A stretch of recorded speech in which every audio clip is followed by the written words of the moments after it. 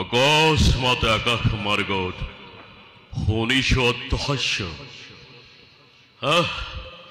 ঘটে নেকি কিবা ঘোৰ অঘটন? নাই নাই, ই মোৰ মনৰ ভ্ৰান্ত ধাৰণাহে।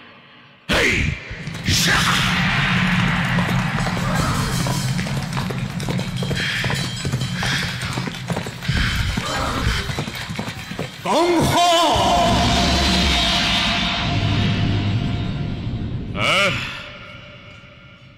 মোকেই উদ্দেশ্য কৰি কৈছে কোনোবাই।